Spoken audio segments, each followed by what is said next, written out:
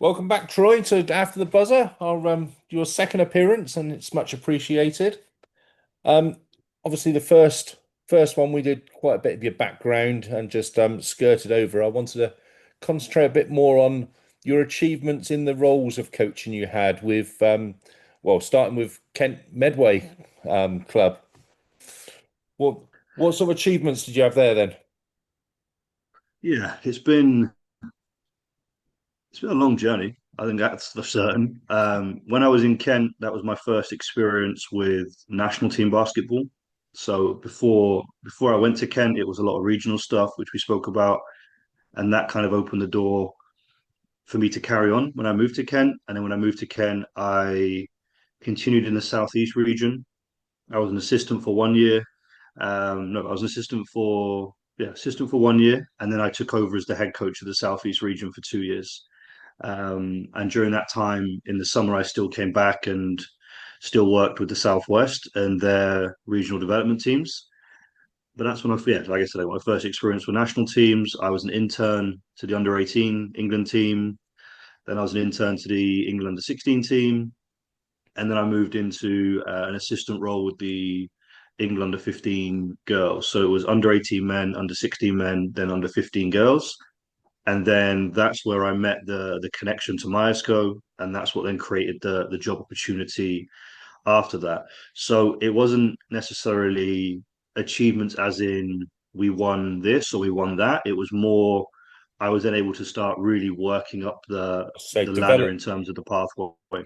development Yeah. achievements more than physical. And yeah, you went on to Myerscough, and I've only seen obviously social media and the little bits that I pick up from when they're shared by you, but the achievements of the team there and yourself there, for me, seem remarkable. Just looking from the outside, I don't know the setup, obviously, but just seeing the development of what was coming through of the individuals playing, of the team performances, and heading into Europe seemed a huge step up in my mind. I mean, you might tell me completely different, but No. I think you're right. I think I joined Myasco the year after they won the under 19 EABL national final. So I joined in its infancy. They were still, they'd only just really started as a program, and then I was there through a lot essentially. And in that time, I think there was over maybe 20 national titles as a program across not just junior basketball, but there was under 18 titles. There was under 19 titles. We won in the men's division as a junior team, and we had promotions there. We were the first British team to win a season-long competition in Europe when we took the guys out into Europe. And then you have the individual accolades. We have, for me personally, Coach of the Year awards, the same for other coaches on our staff. And then I think on average, there was at least two or three players every year that went on scholarship somewhere. And most recently, this past year, we had Amari Williams at Kentucky and Great Osterball, who was at Washington. Great made the news for being the player that signed the 2 million NIL deal. So it became essentially just a basketball factory for development because we were a little bit out of the sticks. We were removed from the Preston City. It was a very rural campus. We had our own accommodation, which was very different from most academies where they had maybe host families. We had like university dorms, but for 16-year-olds and up. And it allowed us to then essentially practice in some ways more than BBL teams in this country. We were able to be on the floor 2 times a day and really push development. And the more that we did, the more that people wanted to come. And then it just kind of one thing led to another. And then we have a very good staff and people that wanted to be there and really develop. And it just allowed us to do so much more than what other places could do because we had our own facility. I would imagine that, just discussing that, thinking about that, created a very good team ethos together. This one team, looking after. you know, each other's backs, if you like, and living in each other's pockets. So they're reliant on each other, both on and Yeah. off the court.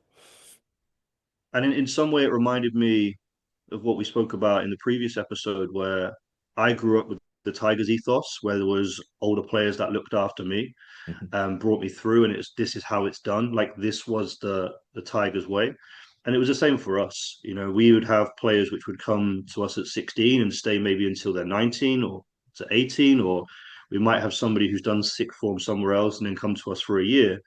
But it was always like this is what was done for the banners that were hung in the gym, you know, and it was very clear when people came in. It's like, look, like it's your job now to continue the work so that you can then add something, and it's not because you're now at Myesco, you've made it to Myesco. It's no, you're here now, and it's now your job. It's now your job to carry it forward and to carry it forward, and essentially, like as cliche as it is, leave the jersey in a better place than what you found it. Mm. And by doing that, it's enabled us to go from maybe 25 boys. So I think at its peak when I left, we had I think around 65 players in the academy across Division Two men, Division Three men, 18s Prem, 18s Conference. So we were able to cater for the players at the top of the pyramid, who are national team players, who are striving to get a career out of basketball, right down to the local kids that just want to play basketball but still want to have a lot of access to it. And success breeds success as well, doesn't it? People see how players have moved on, what they've moved developed into, and that obviously entices other people along as well. So um, you can see how that business case, if you like, operates, albeit it wasn't a business case. So moving on from there, was it a natural end for you? What was the draw? Because it must have been quite difficult to leave there, I would imagine, or was it a case of actually I've achieved almost as much as I can in that role and looking to that one step further? It was the hardest decision I've ever had to make in basketball sense, Hmm. because did I plan to be there for 8 years? No, but it happened, and I think so much of my development happened across that 8 year period. You know, I went there as someone fresh out of university who just loved basketball. But then I think by the time I left there, like I really grew into someone who could lead a program. I think the experiences that I had and the people I worked with at Myesco put me in a position where I could go and head coach our national team and go to a European championship and know how to build a program and what it takes to do that, both with staffing and with players. There was points towards the end of my journey where I led more and more at Myosco, and I was given more and more responsibility. I wasn't just the young assistant that came in. I was now someone that was really trying to drive it forward as well. And as yeah, like these are people that I live with and worked with every day, and it became essentially a family because I left home. I left Torbay in 2013 when I went to Kent. I got to Myerscough in 2016, and that was it. Like that became my what was a Tigers Mm. family when I was really young. I now found it again, and yeah, the draw to leave was I always had this itch that I loved European basketball and I wanted to experience it one day, and I was in a situation where it's easy for me to make that decision because I don't have a wife, I don't have kids at this moment in time. Right. So when the opportunity came up, it essentially was this is the opportunity, think about it. Okay, I can go and do it. And all I have to worry about is me. Where I think there's a lot of people I know who it'd be more difficult for them to do that because there's a lot more moving pieces. Yeah, if it's a bit later stage in your life or that stage had moved on, yes, I can understand that. You've got family to think of, Yeah. etc. So you've made the step across to Germany.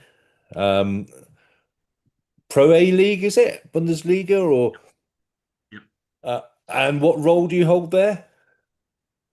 So I wear many hats. I think that's just the theme of my career. It's either wearing many hats or spinning many plates. I'm not sure which gives the best impression. Essentially, I was brought in to coach our second team, so our development men's team, and to coach our junior program. When I committed to sign, we were in the BBL, we were in Regio 1, and we had our under 19s.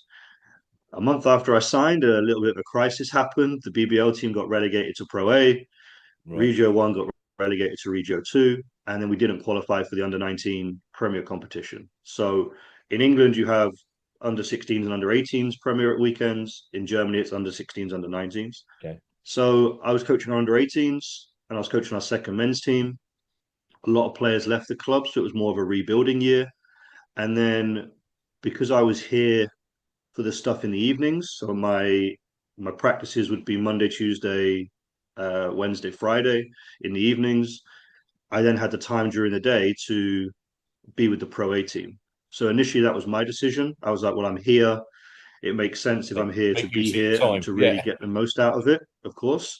And then the more I was there, the more I built relationships with the other assistant and the head coach, and I started getting more responsibility and engaging in conversations around the team. And essentially, when I didn't have a game at the weekend, whether it was second men's or under 18s, I was then with the pro team.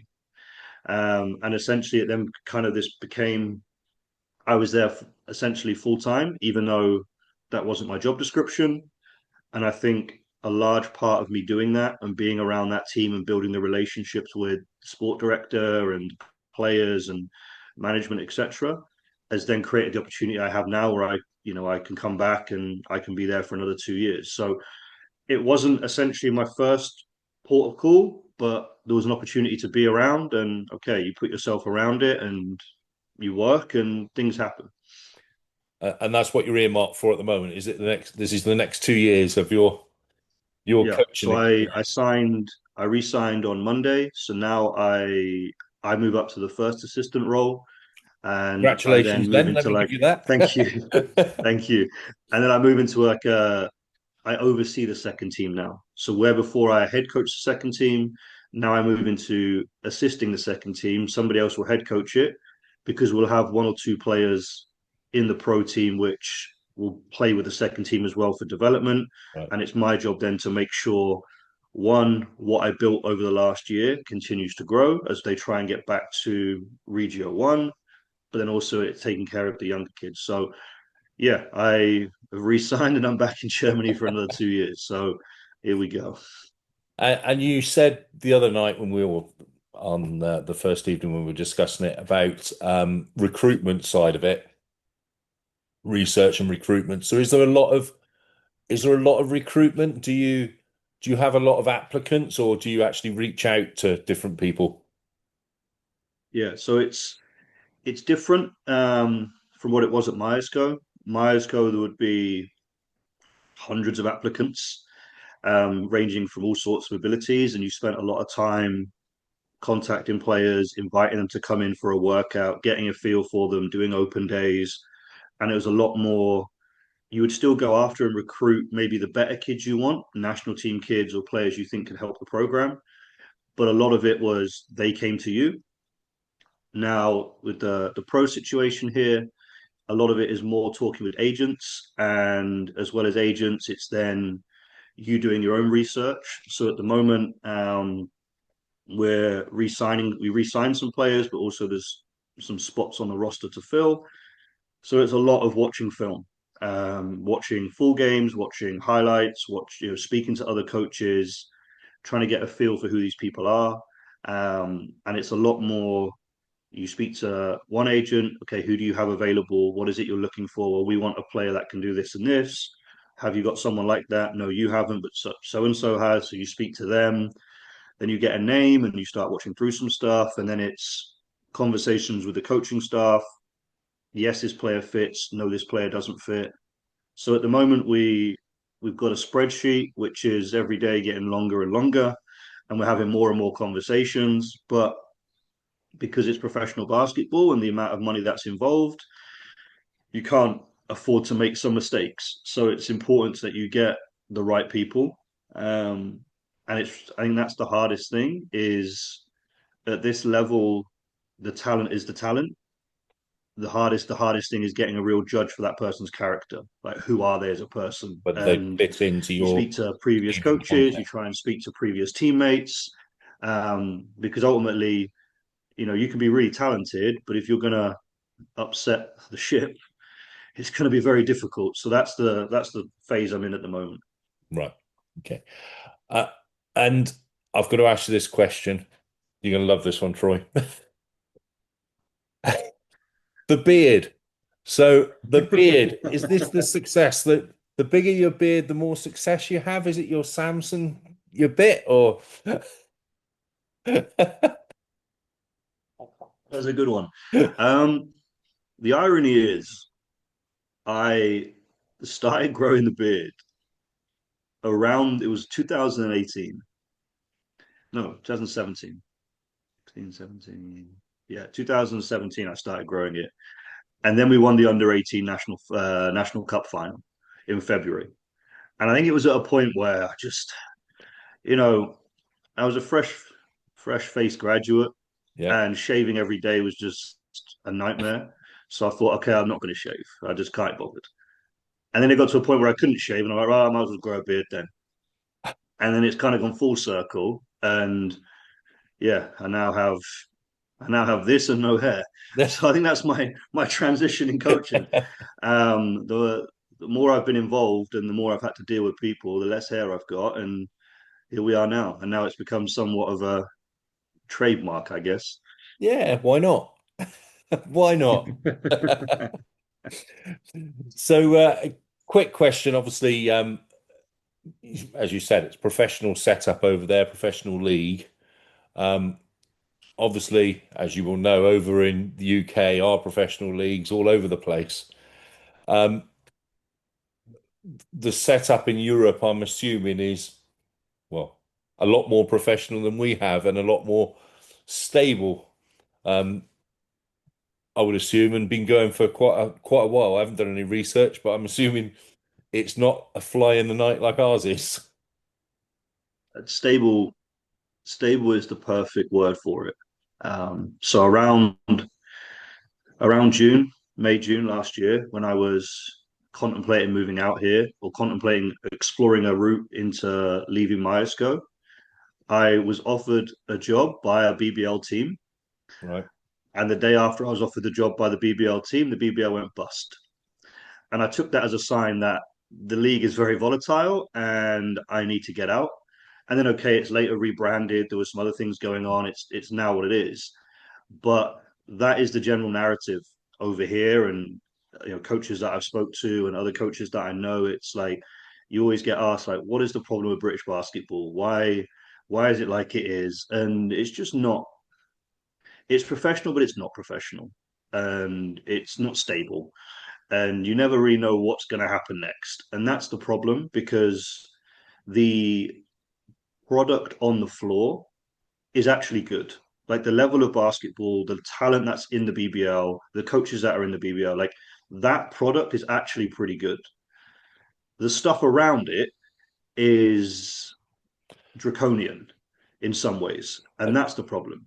Do you think part of that is the infrastructure as well? Because Yeah, as we've seen, clubs, and there's more of them appearing now. So Newcastle Eagles got their own arena. We know the issue with Plymouth Raiders, Plymouth Patriots, obviously great team, great support. What a fan base.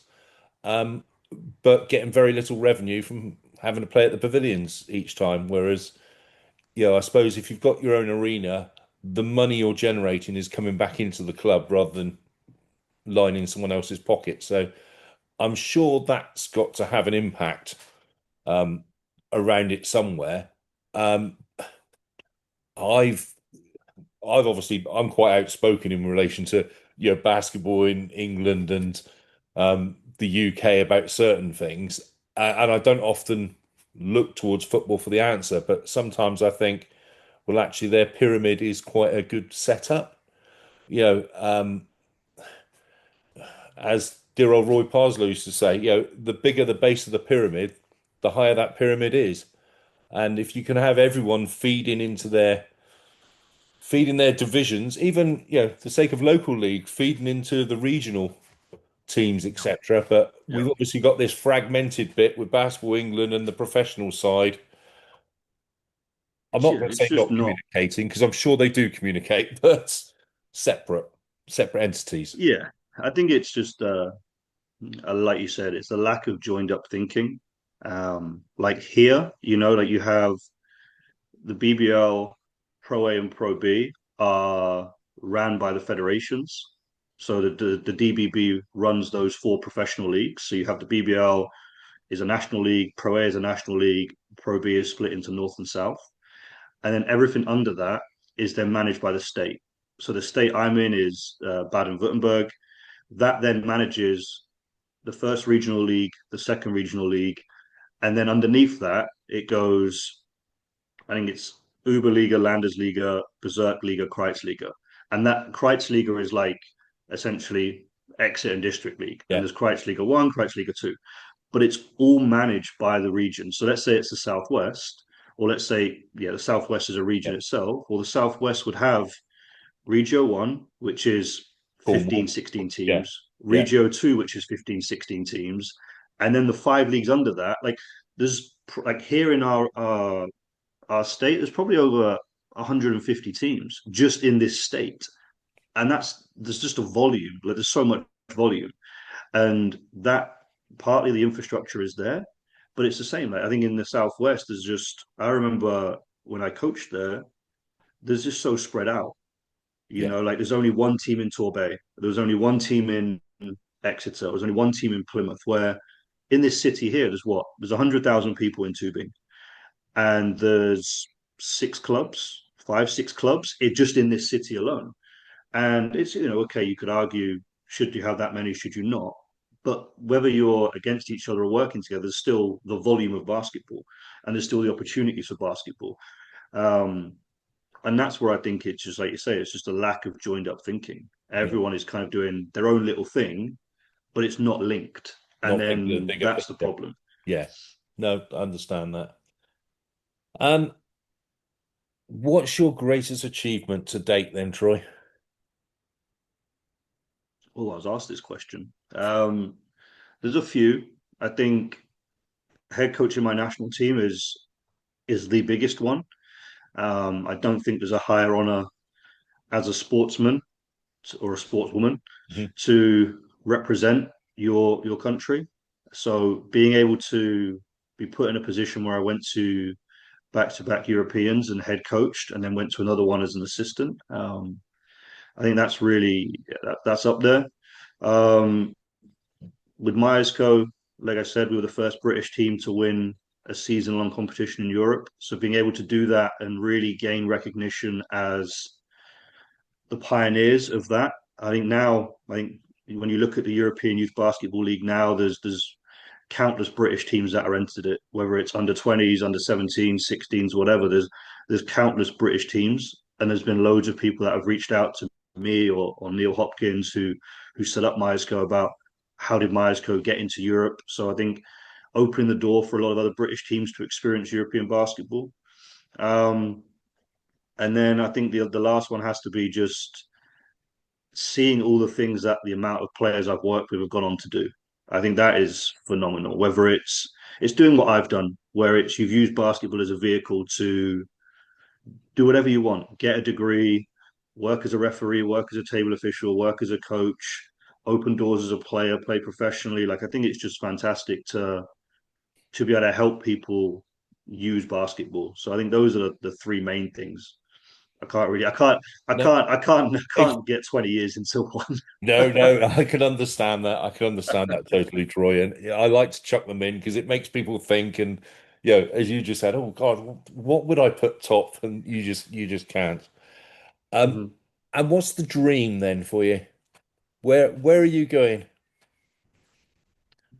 And I know you've just signed for 2 years, so obviously absolutely nowhere because you're a person who puts everything into it. So no one's going to take anything away from this. Um, I, I want to be coaching at a EuroLeague level. Now that's the next goal. I think for a large part of my life, the only goal I had, and I think a few people know this, was to coach a national team at a younger age than what Rick did, and that was a massive driving factor for a number of years. Um, and then when I achieved that by coaching the GB team, I was then kind of like, oh well, what comes next? Yeah. And then that's when obviously I think over the couple of years that followed, it then led to okay, I want to go and coach in Europe. And now I'm here in Europe. It's okay, I want to keep progressing. So okay, I'm an assistant for 2 years now. After that, I'd like to be in a situation where I could head coach a team, either in Germany or somewhere else, and then continue just to climb the ladder. And I think that's just something that's my nature as a competitor. I want to continue going up until either it is too difficult and I realize I'm way out of my depth, or I can't go any further. And I think that's just the challenge of wanting Yeah. to keep progressing and see what happens. But would if you went back 20 years when I first started and said, okay, 20 years from now, the boy from Brixham would be doing this, I where I am right now, like I would have probably bitten your hand off. Yeah, So I'm sure you would um, have. we It's see, we'll see. you make your own dreams, don't you? So, That's it. um, no draw, no American draw then? It's a It's just different never type of really appealed to basketball, me. isn't it? Yeah, it's just I a lot of people have asked that question, and it's just never really appealed to me. Um, and like I've watched college games, I've watched NBA games. I I just think because of I traveled so much when I was younger through Paul Christensen and the Southwest and then Myers like because I've been to so many places in Europe and seen basketball in so many different places and how it's done and what it looks like. And I think there's always been that draw where I think it's just different. And I think it reminds me of when I was growing up and there used to be the ULEB Cup and you would, you know, try and get onto Eurosport and hope there was a game being shown live because it wasn't easily as accessible in the early 2000s. And I think now that I'm here and I see what our crowd is like and I've been to EuroLeague games and I've been in that atmosphere, and it's just this is something that I want. I think it's just different, and it goes back to what you said in the previous episode was just culturally it's very different in certain places, and I think that's something that really pulls me. Not to say it isn't like this in America because I know they have very big fan bases to these teams, but I just don't feel it's basketball in its purest sense. Yeah, probably not as passionate supporters because it's a more financial and a um I don't want to say experience, but it's a visual thing of the whole entity rather than actual the match. You mentioned your supporters. What sort of support do you get over them? What sort of crowds do you get in your games? I think the most we had was about 2,500, which was seated, and then there was some space around the top where there's standing spectators as well. Um, when we played away at Trier in the playoffs, I think they had about 4,500. So there's big crowds, but I think our we probably have one of the best atmospheres in the league, just because of the way the arena's built. It's very much on top of you. Right. Like no one's sat courtside. You have to go down to get to courtside, and then the seats start just like at head level. So it's very much on top of you, and when it gets loud, it is very loud. Um, but I think we're because there's no football in this city. The closest Right. football's 35, 40 minutes away. So basketball is the main draw in this city.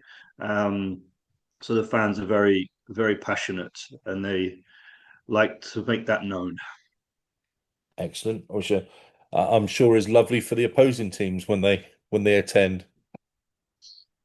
Um, what can we do in this?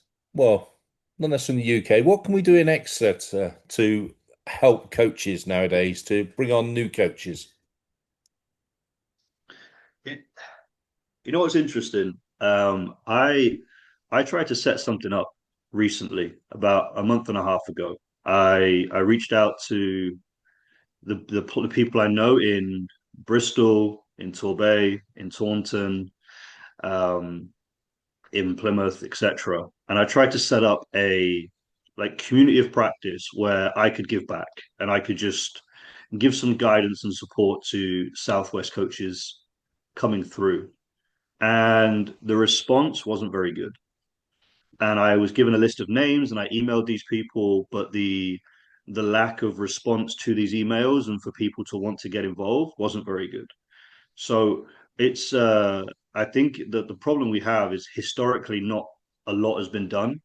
There's not like a history of, we have a coaches conference every September in the region, or I just don't think like I don't know who's responsible for coach development in the Southwest.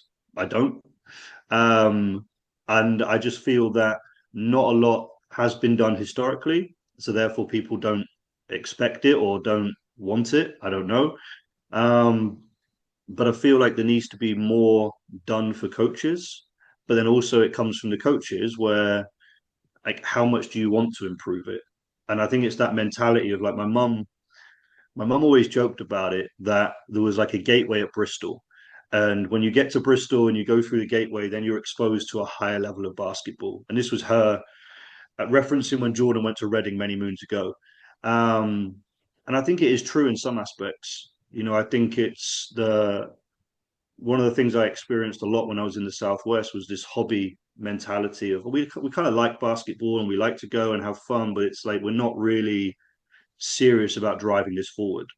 And I know that's a generalization, but I think, until more is done, um, I don't think people really want to push. And I think there's a lot of people doing good work, but again, it comes back to what we said before. There's no joined up thinking. Like I don't know of anything where all the coaches from the clubs get together and say, okay, how do we improve Southwest basketball? I just don't believe it happens. It might do, and I might not know. And okay, I hold my hands up, but I don't believe there's enough collaboration within the region. And then okay, going further back, just in Devon, I don't believe there's enough collaboration in Devon. And okay, I know you're doing things like this, and that's a positive step forward. Um, but I just don't feel there's enough done for coaches. That is like, okay, this is what we're doing. Like, here's where we're having, I don't know, once a month we have someone delivering something, and the coaches need to be there. I don't know. And I went to an event here back in May where all the coaches had to go to this event. Otherwise, you wouldn't get your license to coach next year. So just right away, there was now 300 coaches in a room because we had to be there. Okay, you had to be there, but at least you're there and you're doing something. So it's yeah, I don't know. I don't know who the coaching officer is for the Southwest. I don't know if there's one for Devon. I don't know what the situation is. All I know is that when I go on the Basketball England website and I look at the Southwest region, there's a lot of vacant positions, Yes, which you're quite right. You're quite right, Troy. And again, I don't want to go on my high horse, but the southwest to Basketball England is Birmingham, which is even no, I worse. agree. I agree. Yeah, No, no, even worse than what you said about Bristol, because I know I applied, a few years back for something, and they said, "Oh, we've put the course on for you. Why aren't you attending?" I said, "Where is it?" Well, it's Birmingham. That's yeah, not it's the not Southwest. southwest. Yeah, no, I know, no, and that's always the mentality that we've had to fight against in some way. Like I Yeah, remember there was one year I coached under 16s, and it was under 16s Southwestern Midlands Conference, and we had to go to from Torbay to play against West Brom, Coventry, Shropshire, and Telford. And I'm like, well, this is not. If we're driving over 3 hours for an under 16 game, there's a problem here. Um, but there you go. yeah. Yeah, I'm not going to go on my high horse. That's for another one, and not for you. I wouldn't want to put you in that position. That's for me and some other chairs to discuss at some stage about the state of basketball and basketball England. But yes, never mind. What would you say to a new coach coming along, Troy, if you had to give them some advice? Coach as much as you can. Like really throw yourself into coaching. I think there's nothing that beats hands-on experience, trying something, figuring out why it worked, figuring out why it didn't work, and then going again, and just constantly in that process. I think there's a lot of information online now. There's a lot of resources that can help you. It's very easy for you to get stuck down a rabbit hole. So just be, try and just coach. Like you've got to put yourself out there and you've got to be around different people. And like I did, you've got to be in situations when you're the one leading, be in situations when you're the one assisting and learning from somebody, and really just embrace the fact that you're not going to have all the answers. You're going to get things wrong. Be a sponge when people are giving you advice. Be open-minded to trying different things. Don't be like, oh, well, this one person says that this is the only way to do it. Okay, but that might be that person's solution with their team and their environment. So maybe you take something and you try it, but then you've got to think, does this work for your kids in your environment? It might do, it might not. But I think you can't beat that process of going through it. And unfortunately, I think you can't shortcut it. If you want something significant as a player, as a coach, whatever, you've got to be prepared to work at it because that's how you get better. Like, and I said to you before, like how I coach now is very different from 5 years ago, 10 years ago, 15 years ago, because I've had to develop. And if I went back 20 years and coached the Torbay under 14s, would I do it differently? Of course I would. But it's accepting that as a player and a coach that I've developed. So I think that's the most important one. If you want to coach, coach. Yeah. And don't get caught up in other stuff. Like work with a team, either as an assistant or a head coach, and just try and figure it out. And as a coach, and this is one of my favorite bits, do you feel behavior breeds behavior? I.e., do your players replicate how your attitude is towards officials or whatever on the sidelines? I will always say that the team is a reflection of the head coach, and how that head coach behaves will directly impact the players they're working with. And I think that's why we've got to be so mindful of who we are and how we coach at different stages on that journey. How I coach the pro team is very similar to how I coach my under 18s, but there's differences within that. There's exceptions within that because we're still dealing with people. So when you're dealing with people, you should still coach a certain way. But how you talk to a 16, 15, 16, 17 year old might be very different from how you talk to a 21, 22, 23 year old. But I think it's very clear, if players see you acting a certain way towards referees, I think sometimes you invite that behavior from your players if your players are constantly seeing you act that way. So I think we just have to be very mindful that that's one of the things I've always said is the team behaves how the coach either behaves themselves or the team behaves how the coach accepts. And that's something we have to be very mindful of. Like if my team is playing a certain way, I take responsibility for that. If my team is behaving a certain way, I need to take responsibility for that as well. Um, and that's really important. And I think that's something which, like I said before, I've been very lucky that I've been around good people, which have always steered me in the right direction. But I've always worked with other people as well, so that it's not just been me by myself with no support figuring it out. And I think if you're inexperienced with an experienced team, that's when you could have a problem. Um, or if you're inexperienced yourself with inexperienced players, that's when you could have a problem. But I think you're right. Like they are directly linked for Yeah. sure. Troy, I want to start wrapping up. I want to say thank you very much for your time, both today and last time. 34 years old, so what you've put in your 20 years coaching journey so far has been remarkable. Thank The you. successes gone with it, the individuals that you developed, and I'm sure are thankful of the coaching that you've given to them. I wish you all the success going forward, and I'm sure our paths will cross many a time. And it'd be great to see you in person around Brixham next time you're home. Um, Good luck with your recruitment, and you're off Thank you. season, but I'm sure you're not going to be off that long with things. But thank you once again for your time, and